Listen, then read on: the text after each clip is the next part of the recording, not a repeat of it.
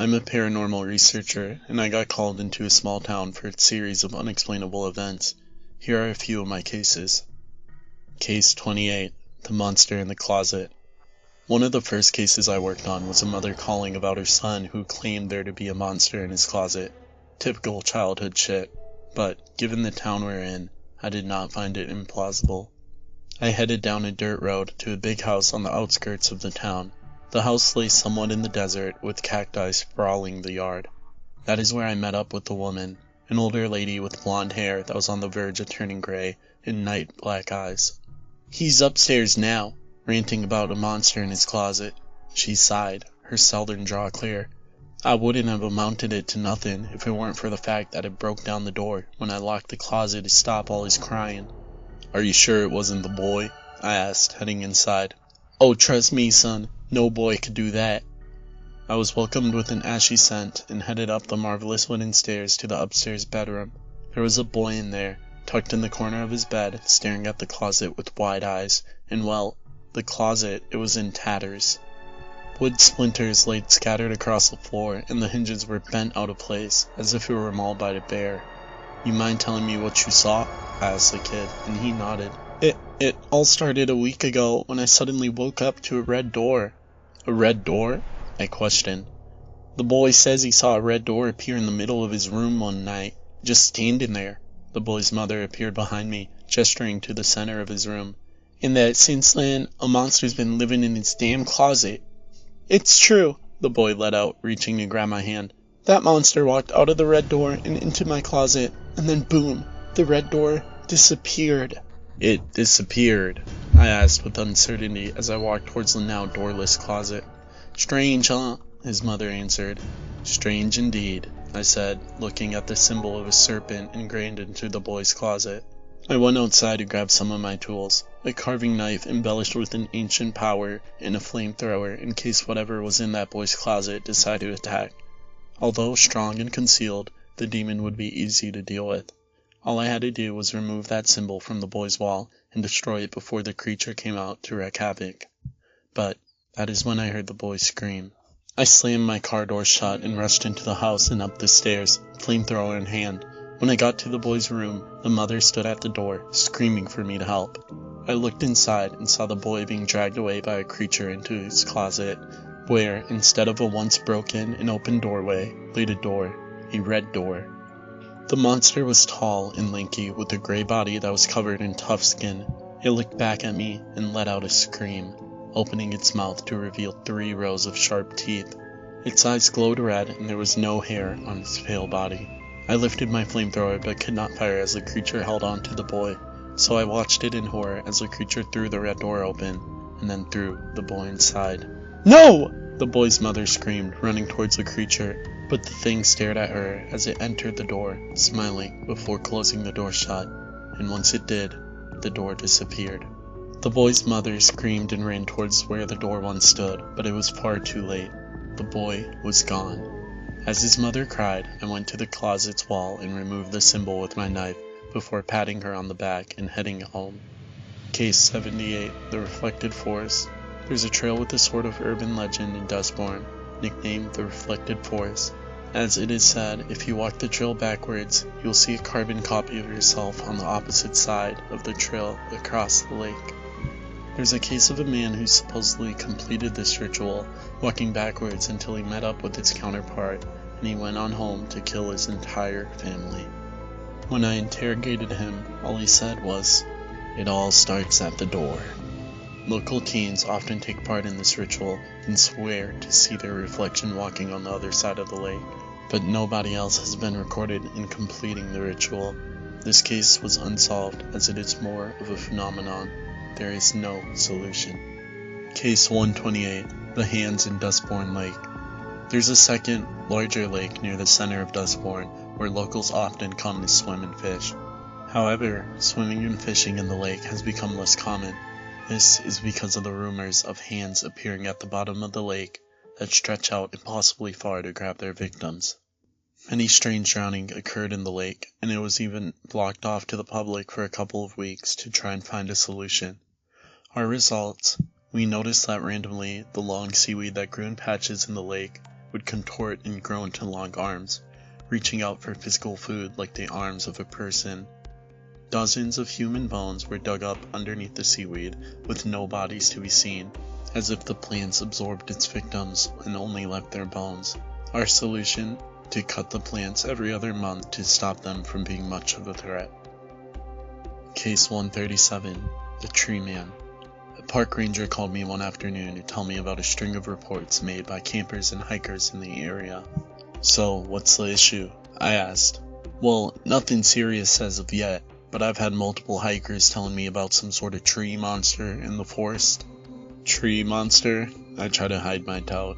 I know how it sounds, but yes, multiple people have witnessed seeing a tree, a normal one in these woods, you know, tall and slender, nothing off-putting, but when they take their eyes off of it, it would be in a different spot, or gone entirely. Are you sure they weren't just imagining it? I reasoned. Well, I would be if I didn't get told the same story hundreds of times, he exaggerated. Could just be another legend around here, I said.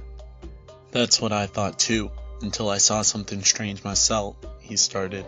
It was 2 days ago. I was doing my normal rounds when I noticed a clearing in the woods, one that I knew was not supposed to be there, and in the center was a formation of rocks, creating some sort of weird symbol. What was the symbol? I asked. Hard to describe, but like a circle with a line through its center, like that stop symbol, you know, but then there were weird disc-like shapes around the main circle. Strange, I said. Strange indeed, but even stranger was the tree in the center. An older tree with bark that looked almost unreal, like aged skin. It was larger than the rest and gave off some sort of menacing aura, so I just noped the hell out of there. And, well, that was it. I heard more stories and would have put the whole thing off if it wasn't for my dreams. Your dreams? I questioned. Yes, the same dream over and over. I would wake up in the middle of that clearing when it was late at night, the wind swirling around me as I looked around in a panic, only to see the circle of trees. But that's when the trees began to move, lifting one by one from the ground. Trees moving, I began, but he cut me off. Then that's when they would dance, moving around the symbol in a circle, yet none of them moving too close, their branches swaying in a circular motion, the wood creaking and groaning from the strain. Then the tree at the center slowly grew, a pair of long, wooden arms, pushing them into the ground to lift its massive body up. Then it would dance in the center, its new arms raised in a bliss as it spun and spun and spun. And, with all respect, I cut him off. Isn't this just a dream? Yes, but I had to let you know. I know this isn't the only strange phenomenon in this town, and after these dreams, I kept a keener eye on the woods. That's when I began to notice that the trails never looked the same each day, and then if I remembered vividly where a tree once stood, it would be somewhere else the next day. I'm telling you, man, there's something wrong with these woods here, and something is wrong with the trees. We'll take a look at it, sir, I responded before hanging up. Multiple investigations took place at the forest with little results other than learning more tales of moving trees from locals and hikers in the area. One of our men even took the liberty to chop down one of these trees, yet nothing unordinary happened. Well, nothing except the stump not being found the next day. Case 191, the Umbrella Lady. It is said if you walk down Destiny Lane late at night while skipping, the streetlights will turn off one by one until there is only one left illuminated. And standing there under that streetlight is a woman holding a long and dark umbrella, hiding her face. It is said that she can answer any secrets about our world if you ask, but that you can only ask one question. From there the story differs, many saying if you talk to her but look at her face, you will go mad or disappear. But the common theme is that under no circumstances can you look at her face. I actually saw her once, heading home late one night from the town's bar, trying to drink away all the sights I had seen. When I recalled the stories of the Umbrella Lady, I had a thought. What if I asked her what the hell was going on in this town? So I began to skip down the sidewalk, my eyes darting from stoplight to stoplight, looking for any changes. when one by one, the streetlights on the other side of the road flickered off. And then the streetlights on my side of the road flickered off. All of them, except for one. The last streetlight on was in front of me, and underneath was a woman holding an umbrella. My heart froze, but I did not falter. I took slow and steady steps toward the figure, all while averting my gaze from her face. The air seemed to grow cooler around me with each step, and the wind blew stronger. I could hear what sounded to be faint whispering blowing past me in the breeze, the whisper of dozens of soft voices, all too quiet to be heard. I stood in front of the woman now, my eyes at her feet, and that is when she whispered, "What is it that you would like to know?" The voices around me combined into one, into her own. "What is going on here?" I asked. The figure twitched and the voices returned, each one speaking over the next. The wind picked up in speed around us and the voices grew more frantic, yet I still could not understand what they were saying. The woman lifted a bony arm to my face and lifted it, forcing me to look directly into her eyes. But she was no woman. In place of her head grew the wooden handle of an umbrella, the same umbrella we had all thought she had been holding. The wooden handle had two long eyes that stretched up to what could hardly be called her face, and the slits beneath her eyes opened to reveal her final words. "What have you done?" she cried, before her body was flown back and into the darkness. As she disappeared into the dark, I could see two impossibly long and dark arms dragging her into the forest. Case 221. So, I wasn't the one who worked on this case, but I learned from my boss Max about a strange homeless man in Dustbourne a while back. Max was a no-nonsense older man who had a big beer belly, yet was still insanely strong. He had been dealing with this area from before its even first ghost stories, and knew the town like the back of his hand. Well, he told me about 4 years ago, there was a string of disappearances, all taking place near Dustbourne Woods, next to the Reflection Trail to be exact. So he and another officer were sent to look into the area. There, they found a suspicious-looking homeless man spouting nonsense in the woods. "A ripple in time and space, creating a flaw in our world where the thin film between our dimensions is shattered," the man spouted, his arms swinging crazily from side to side. Max put his hand on his gun, looking at his partner with uncertainty. "It's like fabric, isn't it? Our world," the man said, moving closer to the two officers. "But the fabric is thin here, thin enough for that door to take shape and cause its chaos."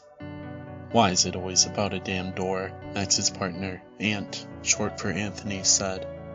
"It's always the door! It's always the door! It's always the door!" the crazed man began to chant. His eyes nearly bulged from his head. "That door brought them all here. It twisted our world. And it brought this tree." Suddenly, the man ran deeper into the forest, the two officers hot on his trail. Then he stopped at a strange clearing, where in the center sat a large tree, a tree with a huge face that somewhat resembled a person with a gaping maw. Max looked around and noticed all the trees in the area had human-shaped faces ingrained into their bark. Some of the faces appeared to shout with ecstasy, some of them fear, others with pain. Dozens upon dozens of human faces merged into the trees. "What the hell is going on?" Ant said, raising his gun. That is when the man entered the gaping maw of the tree in the center, and as he entered, the mouth closed shut. The crazed man's arm flew towards the officers, now disembodied. Max's knees buckled and he raised his gun as well, unsure of what to do. A rumbling noise was heard behind the two, and the two officers whipped their heads back and towards the sound. From the ground sprouted a tree with the face of the crazed man, a wide grin stretching across his face. Case 320. An unidentified girl was found crying in Cherry Woods last fall. It would have been just a normal lost girl case, except for the fact that this girl had purple skin. I was one of the investigators on the case, so I got to speak to the girl, and this is what she said. "Hello," I said. "Can you tell us your name?" "Azili," she said in an unfamiliar accent. "But that was only my name there. Here, I have no name." What do you mean? I asked her. In this new world, I'm far weaker. My connection is severed, so I'm merely a stone on the planet, not who I once was. I did not understand, so I tried a different approach. Can you tell us how you got here? Of that, I'm not certain. I was walking in our woods, Xeon. It is the name of our planet, when I saw a distortion in the light. I walked closer to examine it, and then the next thing I knew, I was laying on your cold earth. Xeon? I questioned. It is from where I came and where I must return, yet I do not know how. So, you came from a different planet and ended up lost in the woods? I asked. I'm almost amused. Woods? That was no woods. It was a flock. A flock? Yes. Didn't you see them? They were all logmen. I had never seen so many logmen before, nor do I know how so many can inhabit one space. Something terrible must have brought them here. What are logmen? I was stunned.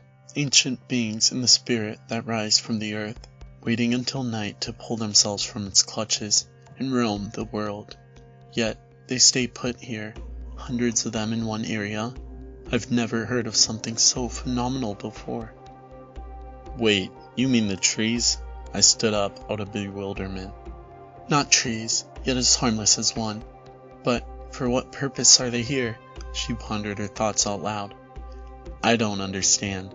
That is a forest, and those are trees. What are you talking about? But she ignored me. And it brought me here. No, not only me. Others from different spaces and different times.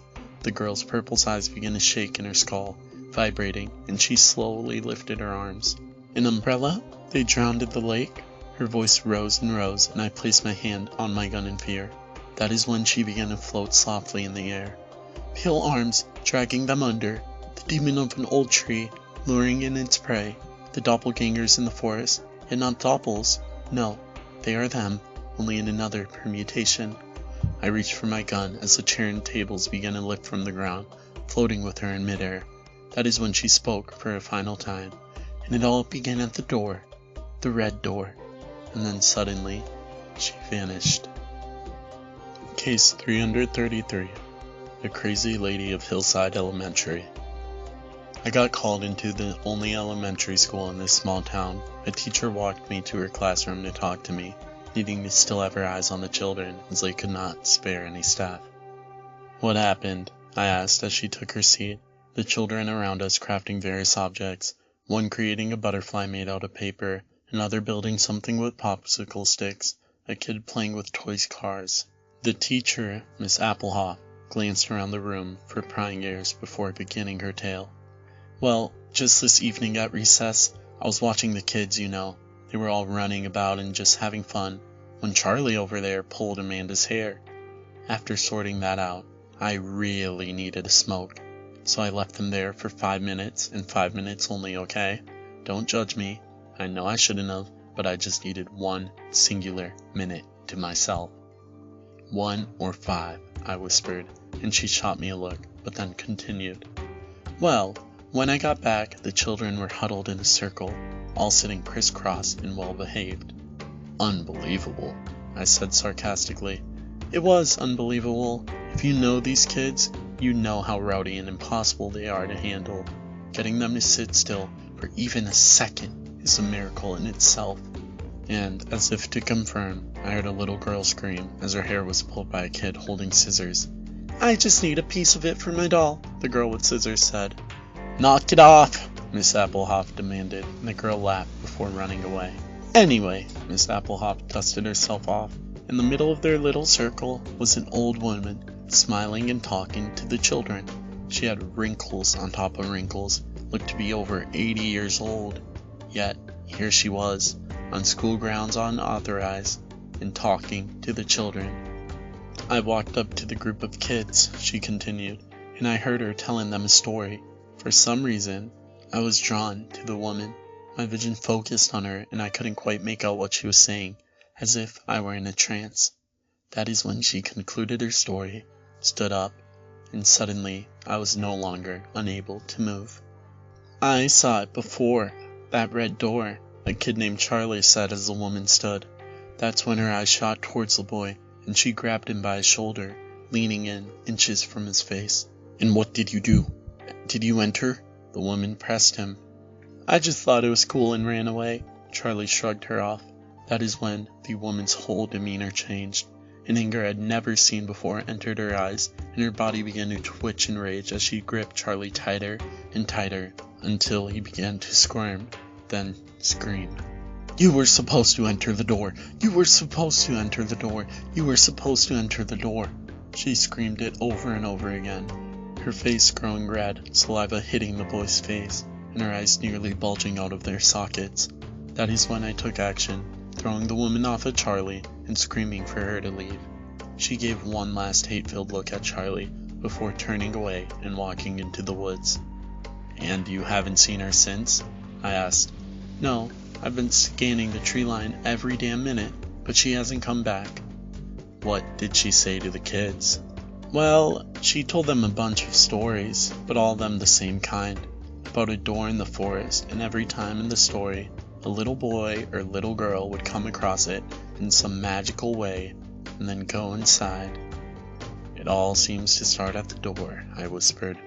"I remembered hearing that story too, growing up," Miss Applehoff said, rising from her seat. "In fact, I think we even have a book on the story here." And with some effort, she lifted an aged book from her shelf. "Take a look," she said, handing the book towards me. The book was aged and brown and smelled of mildew, but I opened it anyway, reading the first story, and it basically went like this. A boy was playing in the forest when he saw a blue orb of light appear before him, then another further into the forest, then another. So he followed the trail, sort of like a will of wisps. The orbs led him to a clearing where the trees seemed alive and the moon shone brightest, and in the center of that clearing was a door, a red door. So he reached out to open the door, and inside was... The story would always end there, never stating what was inside the door. I flipped through the book, looking at story after story, all the endings in the same result. The book was illustrated with artwork of the forest and children drawn in a 1990s cartoonish style, and the door, it was a simple red door, but with a marvelous golden frame, standing lonesome in the forest. That is when I flipped to the last page to read the last story, and drawn on that page was a boy that looked very familiar, so I read the story. It was school time, and a strange man visited today, yet the boy did not mind. All he cared about was his playtime. As he chased his classmates and played with cars, he glanced out the window to see an old woman, the old woman that told him stories today. She beckoned him over with a finger and a smile, so the boy slipped away from the classroom as his teacher and peers were distracted. The boy headed outside and took the lady by the hand, and she smiled as they walked into the forest. They walked and they walked until he saw it again, a door, a red door, standing alone in the woods. How lonely it must be, the boy thought. How foolish he had been to leave without going inside. But this time the boy reached out to the door, the woman now gone, perhaps never even existing, and then he pulled on the gold handle, his hands shaking in excitement. Then the boy reached for the door, the red door, and he turned the handle and went inside. And inside was... I scanned the classroom but saw no signs of Charlie. "Where's Charlie?" I cried, rising from my seat, and Miss Applehoff's eyes immediately went wide. We ran outside calling his name, and the police were called to help search, but he was never found again. When I went to grab the book as evidence, I could not find it. No matter where I looked, it had simply vanished. These are just a few of my cases, most of them involving that damn door. I'll update you with more soon. Artlist.io.